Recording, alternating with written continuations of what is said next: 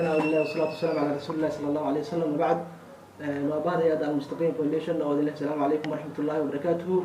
سلام كدب waxaan halka macaawso fadhiisanay inaan walaalaha Soomaaliyeed aan soo madadno barnaamij qurux badan oo khayr ku waxaan u soo food leh bisha barakeysan ee Ramadaan oo maalmo yar ay ka dhiman yihiin marka waxaan rabnaa insha Allah ta'ala walaalaha Soomaaliyeed inaan ugu baaqno inaan soo bandhigno inay naga qayb qaataan sidaan la socono hay'addu waxay markasta u taagan tahay garab istaaga saakiinta danyarta ay markasta isku hawshaa si ay wax ugu qaban lahayd iyadoo kaashanaysa walaalaha Soomaaliyeed iyo guud ahaan walaalaha muslimiinta ahba marka waxaan halkaan macaaw soo fadhiisanay maadaama bishaas barakeysan ay rabaan ugu soo food leedahay waxaan qorsheynaynaa oo aan furo sameyn rabnaa qoysas agoon iyo danyar isugu jiro oo aan liiskooda hayno oo aan sunnaa xaaladaha ay ku sugan yihiin marka insha Allah ta'ala arrimahaas oo dhan ay rabnaa insha Allah ta'ala inaan soo bandhigno waxaan la fadhiiso inaan ka teginay walaashii Hawshiino oo ka tirsan mas'uuliyiinta hay'adda Mustaqim barnaamijka insha Allah ta'ala gudagali doonaa waxaan kusoo dhaweynahay Hawshiino. بسم الله الرحمن الرحيم السلام عليكم ورحمة الله وبركاته وحان هلكن كسلامية دمان ومد إسلام كجار أهان ومد الصومالية وحان لي هاي السلام عليكم ورحمة الله وبركاته وحان عاو ميشان أفدنا ونيجي بلالكي عبد الرشيد يدمان بهذا المستقيم فانديشن إن عن ضدك دنتير أغونت عن أصمينه أفرن وحان أباهنا وميشان أفدنا إن النقل قيب قادتين dadkaas walaalaheena ee agoonta ah ee danyarta ah marka waxay u baahan yihiin dhar u baahan yihiin cunto u baahan yihiin marka qof walba waxaan rabnaa wixii ay awoodo inay noo saacido haddii ay noqoto waxa ugu yar $1 waxa ugu badan malaayiin qof walba wixii ay awoodo marka nambaradan insha Allah waan idin soo sheegi doonaa marka waxaan rabnaa inaad barnaamijkaas nagala qayb qaadatiin dhammaan ummadda Soomaaliyeed madaxda dawladda dadka kaleeto dhaqaatiirta kulli waxaan rabnaa inay nala garab istaagaan inaan agoontaas oo walaalaheen ah iyo danta yar inaan wax u qabano una istaagno sidii aan hooy iyo nolol iyo wax walba ugu sameyn lahayn ilaahay wuxuuna dhahay inaan isku naxariistaan oo idin naxariisana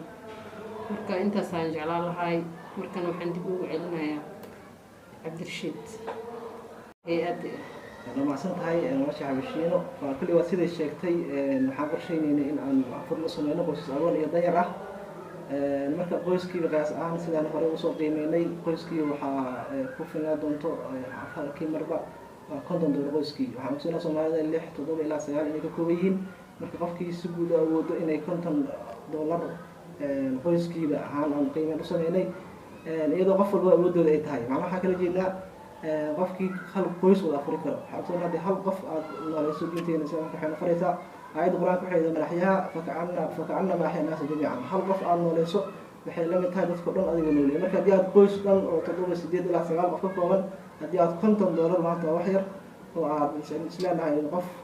dad fara badan ayaa awoodo marka hadii aad $50 halkii qoys aad maxaa ku ilaahay ku afuriso wax weyn ku noqonay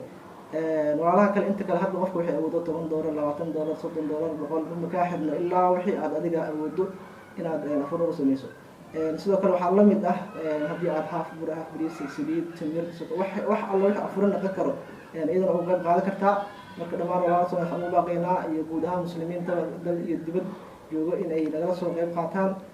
agoontaas iyo masaakiinta waxa ku soo dunida maanta ee gaar ahaan wadanka xaaladda uu ku sugan yahay iyadoo xaafadii la isku joogo shaqo aysan jirin bal ka war haddana dadkii horeyba agoon oo ah ama danyar oo ah ayaan waxaysan bishii barakeysan ee Ramadaan ay imaaday culays fara badan ku leeyahay wajahan waa la socnaa marka insha Allah waxaan rajeynayaa naga qayb qaadan doontaan akoonada iyo lambarada ku qoran shaashada insha Allah ta'ala aad naga qayb qaadan kartiin oo akoonada hay'adda iyo lambaradaba aan noo soo hagaajin kartiin qof walba wixii awoodo marka waxaan ilaalinaa insha Allah ta'ala soo dhawaada haddana waxaa sii jiro cudurro magaalada adduunka oo dhan ka qaylisiiyay ilaahay inta islaam ah ka badbaadiyo inta la jiifto inta dhimatayna Allah u naxariisto marka dadka danyarta ah haddana magaaladooda ay bariis ku raadsan jireen meel ay aadaan ma lahan marka qof walba waxa la yiri gurigaaga joog marka bal nagala qayb qaata insha Allah wassalaamu calaykum